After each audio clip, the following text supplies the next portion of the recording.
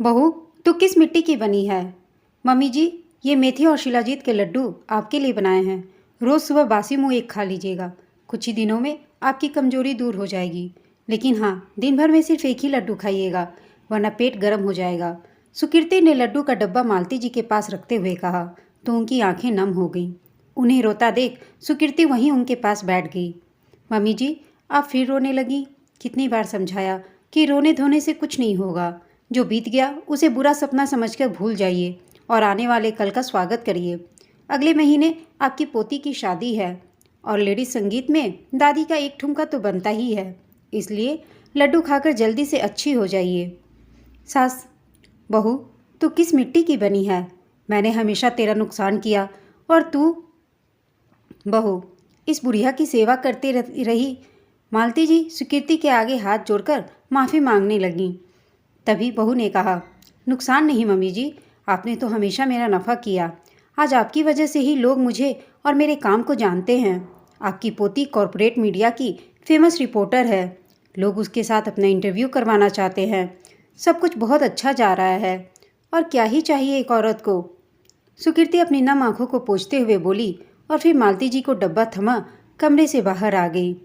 कमरे में जाते समय उसके कानों में 25 साल पहले मालती जी के बोले गए ताने गूंजने लगे, जो ये थे कि लड्डू उसे खिलाया जाता है जो खानदान का वारिस दे, उसे नहीं जो घर की बदकिस्मत को पैदा करे। राजेश की दुल्हन बनकर सुकीर्ति बहुत ही खुश थी। राजेश बहुत ही सुलझा और जिम्मेदार पति था। 3 भाइयों में बीच का। जब सुकीर्ति के लिए राजेश का रिश्ता आया तो दादी पहले तैयार नहीं थी, क्योंकि उनके हिसाब से घर के बीच वाली बहू की कोई कद्र नहीं करता। ना ही उसे कभी बड़ा होने का मान मिलता है और ना ही कभी छोटा होने का प्यार। सुकीर्ति ये बात शादी से पहले नहीं समझ पाई, लेकिन शादी के कुछ दिनों बाद ही उसे ताने सुनने को मिलने लगे। तुम ज़्यादा दिमाग मत चलाओ, बड़ी बहू है, सब देख लेगी। और जब उसकी देवरानी आई तो उसे मालती जी यह ताने मारती, सुकीर्ति बहू, छोटी है वो तुमसे, तुमको उसका ध्यान रखना चाहिए था। मालती जी के बड़े बेटे और छोटे बेटे ऑफिसर थे और राजेश अपने पापा का कारोबार संभालता था। जेठानी के 2 बेटे और जल्द ही देवरानी ने भी बेटा देकर घर पर अपना इज्जत और बढ़ा ली। शादी के 5 साल बीत जाने पर भी सुकीर्ति ने अभी तक कोई खुशखबरी नहीं सुनाई थी। इसलिए दबी जुबान में लोग उसे बांझ कहने लगे। मालती जी तो उसे ताबीज़ लाकर बांधने लगी और डॉक्टर के पास भी ले जाने लगी।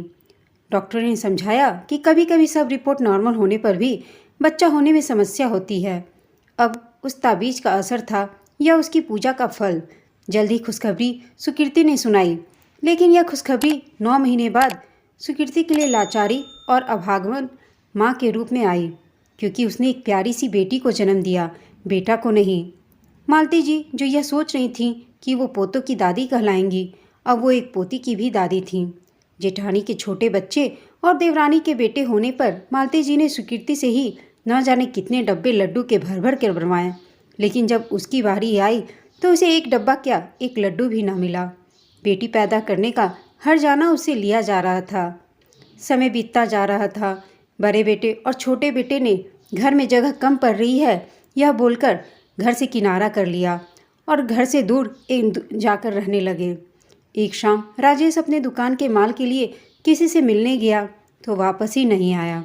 पता नहीं उसका क्या हुआ और इसका ठिकरा भी उसी के सिर आया। दोनों भाइयों को लगा कि राजेश के जाने के बाद उसके परिवार और मालती जी की जिम्मेदारी उन पर आ जाए, इसलिए दोनों ने अपना हाथ खींच लिया। राजेश की दुकान बिकने के कगार पर आ गई, लेकिन दोनों भाइयों ने मदद करने से इनकार कर दिया। तब सुकीर्ति ने आगे बढ़कर दुकान के साथ मालती जी की भी जिम्मेदारी अपने ऊपर ली और अपनी लगन और दृढ़ इच्छा से उसने दुकान को शोरूम में बदल दिया। उस दिन मालती जी को समझ आया कि उन्होंने पारस को पत्थर समझने की भूल की थी। सुकीर्ति मालती जी का बहुत ध्यान रखती थी। शुरू में मालती जी को अपने बड़े बेटे और छोटे बेटे और पोतों से बहुत आस थी, लेकिन जल्द ही उन्हें अफसोस हो गया और यह एहसास हो गया कि उन लोगों के लिए वो सिर्फ अब एक नुकसान का सौदा है, क्योंकि नफ़ा के तौर पर उन लोगों ने सब कुछ उनसे छीन लिया था। मालती जी के पास अब ना ही घर था और ना ही कोई जेवर, ना ही उनके देने के लिए जायदाद। बेटों को धोखे से अवसाद से घिरी मालती जी को सुकीर्ति और पोती आकृति ने बहुत संभाला और सुकीर्ति के कहने पर ही मालती जी भी दुकान पर बैठने लगी। वहाँ सुकीर्ति की मेहनत और लगन देखकर उन्हें अपने किए पर बहुत शर्मिंदा होती थी। इधर कुछ दिनों से उनके पैरों में दर्द होने लगा था, तो आज सुकीर्ति ने उनके लिए लड्डू बनाए, जिसे देखकर दोनों के ही पुराने दर्द बाहर आ गए।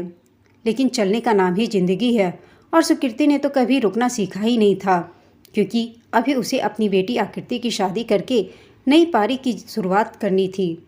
दोस्तों, यह कहानी आपको कैसी लगी हमें कमेंट करके अवश्य बताइएगा। साथ ही कहानी अच्छी लगी हो तो इसे लाइक, शेयर और चैनल को सब्सक्राइब करना ना भूलें। कहानी सुनने के लिए आप सबका धन्यवाद।